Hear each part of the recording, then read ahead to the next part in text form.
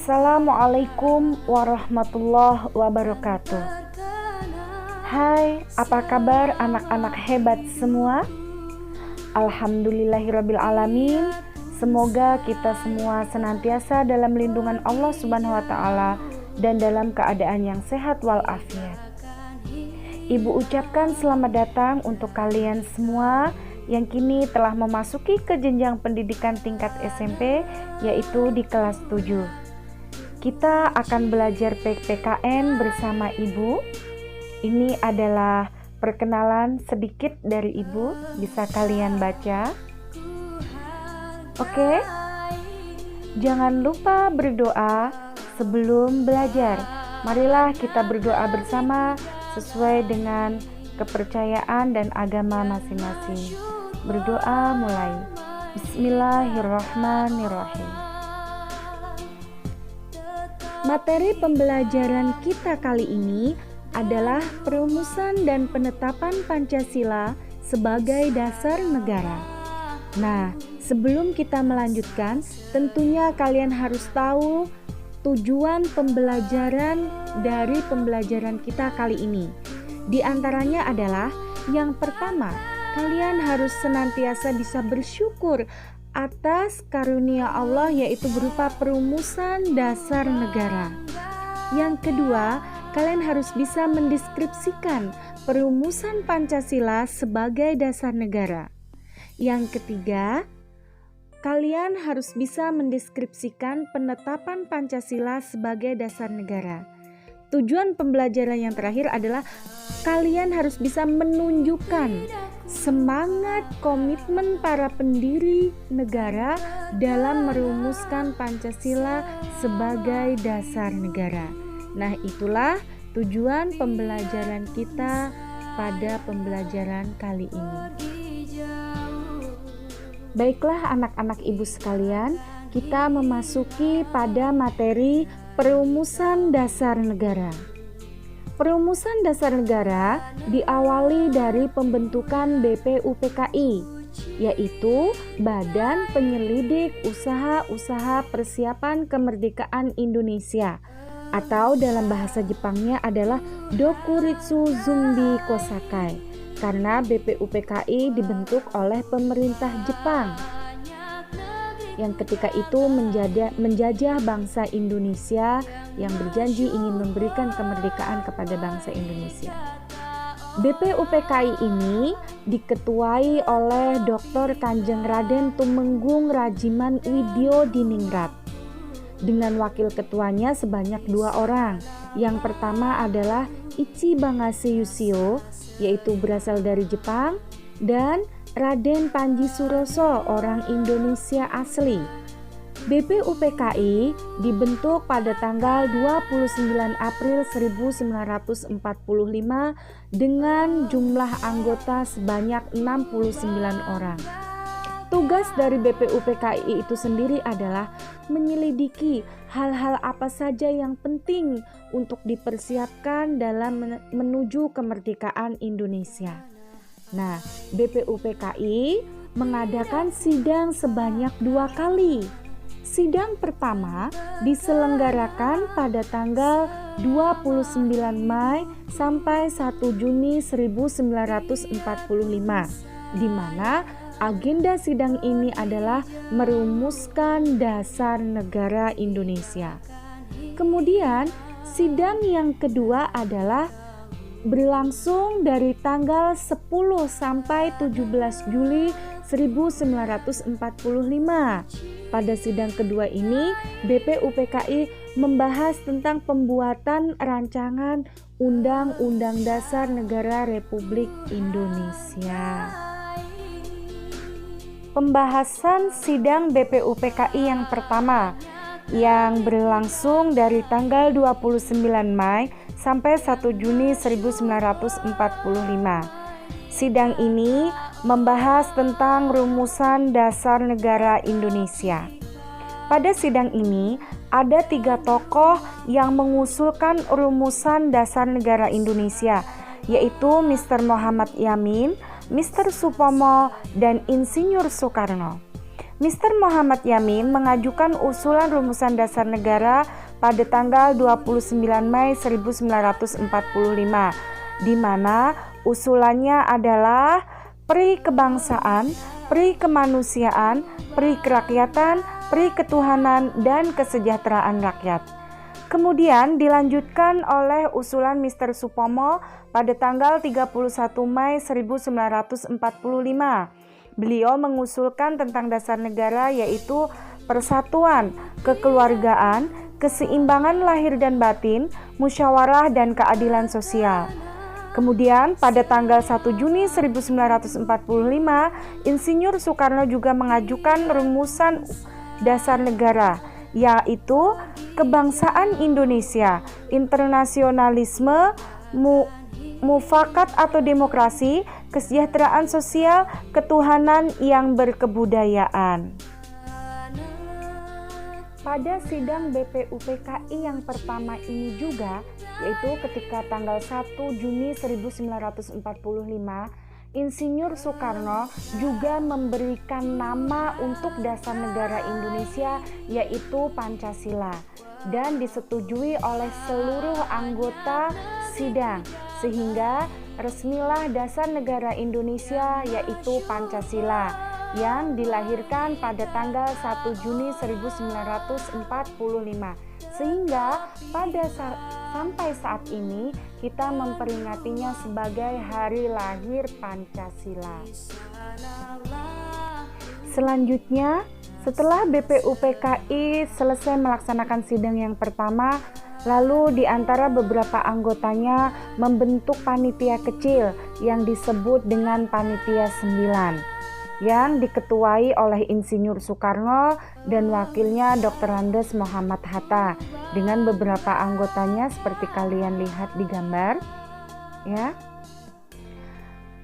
Panitia 9 mengadakan pertemuan yaitu pada tanggal 22 Juni 1945. Tugas mereka adalah menyelidiki usulan-usulan dasar negara, memproses usulan-usulan dasar negara yang sudah ditampung pada sidang BPUPKI yang dari beberapa tokoh tadi. Kemudian diproses, dimasak, digodok sehingga hasil dari pertemuan Panitia 9 ini adalah Jakarta Charter atau disebutnya dengan Piagam Jakarta, di mana isi dari Piagam Jakarta ini diantaranya adalah ketuhanan dengan kewajiban menjalankan syariat Islam bagi pemeluk-pemeluknya. Ya, kedua, kemanusiaan yang adil dan beradab. 3, persatuan Indonesia. 4, kerakyatan yang dipimpin oleh hikmat kebijaksanaan dalam permusyawaratan perwakilan. 5, keadilan sosial bagi seluruh rakyat Indonesia. Kemudian, karena bangsa Indonesia itu tidak semuanya adalah orang yang beragama Islam, demi menjaga rasa persatuan dan kesatuan, maka sila pertama yang berbunyi ketuhanan dengan kewajiban menjalankan syariat Islam bagi pemeluknya diganti menjadi ketuhanan yang Maha Esa. Berikutnya kita masuk pada pembahasan sidang BPUPKI yang kedua, yaitu dilaksanakan pada tanggal 10 sampai 17 Juli 1945. Pada sidang kedua ini, BPUPKI membahas tentang rancangan Undang-Undang Dasar Negara Republik Indonesia yang sekarang adalah Undang-Undang Dasar 1945.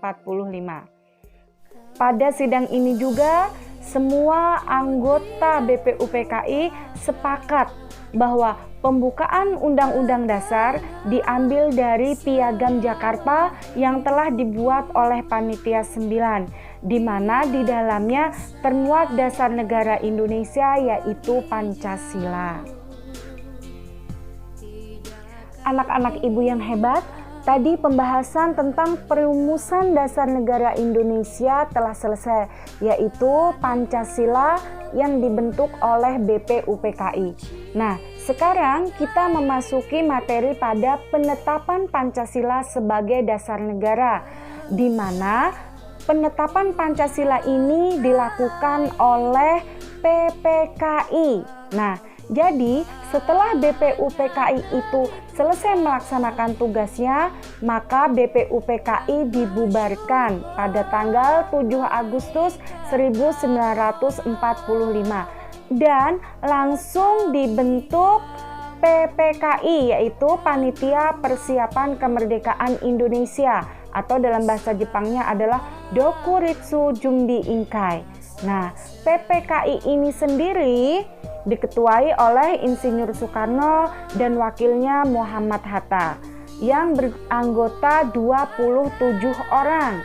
Nah, tugasnya adalah mempersiapkan kemerdekaan bangsa Indonesia.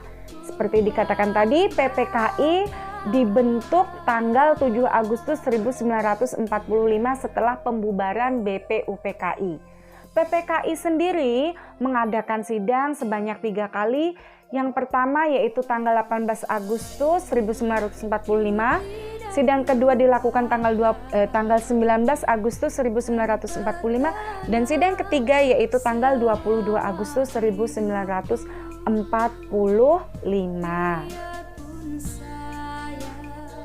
PPKI mengadakan sidang yang pertama yaitu tanggal 18 Agustus 1945, di mana hasil sidangnya diantaranya adalah 1.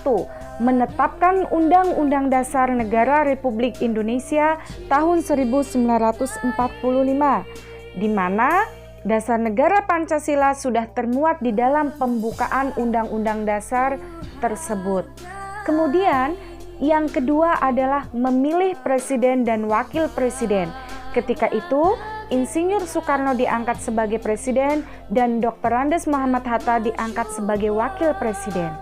Yang ketiga, membentuk sebuah Komite Nasional Indonesia Pusat atau KNIP, di mana tugasnya adalah untuk membantu tugas-tugas presiden ketika itu. Dengan demikian, Pancasila sebagai dasar negara disahkan dan ditetapkan pada tanggal 18 Agustus 1945 oleh PPKI. Berikutnya kita masuk pada materi semangat para pendiri bangsa dalam merumuskan dan menetapkan Pancasila sebagai dasar negara. Anak-anakku sekalian, apa sih semangat para pendiri negara yang perlu kita contoh dalam kehidupan kita sebagai warga negara yang baik? Nah, para pendiri negara mempunyai semangat nasionalisme dan patriotisme yang tinggi. Apa semangat nasionalisme? Nasionalisme itu adalah jiwa, sikap kita, cinta terhadap tanah air kita, cinta terhadap negara kita. Nah, itulah nasionalisme. Karena dengan cinta terhadap negara kita, maka kita akan menjaganya, tidak akan merusaknya. Kemudian, semangat yang kedua yang perlu kita contoh adalah semangat patriotisme, yaitu semangat sikap bersedia, rela berkorban untuk negara kita. Anak-anak ibu sekalian, bersediakah kalian berkorban untuk negara kita? Nah, tentunya semangat nasionalisme dan patriotisme harus ada pada diri kita masing-masing, sehingga kita dapat meneladani dari apa yang sudah dicontohkan oleh para pendiri negara kita, menjaga bangsa ini dengan baik, menjaga bangsa ini dengan benar. Alhamdulillahirabbil alamin. Demikian materi kita kali ini telah selesai. Semoga bermanfaat untuk kita semua. Tanamkan Pancasila ada pada jiwa kita, sehingga kita dapat mengamalkannya dalam kehidupan sehari-hari. Oke, anak-anak ibu sekalian, jangan lupa belajar, tetap terus semangat dan terus semangat untuk belajar. Sekian, Assalamualaikum warahmatullahi wabarakatuh. I love you full Indonesia.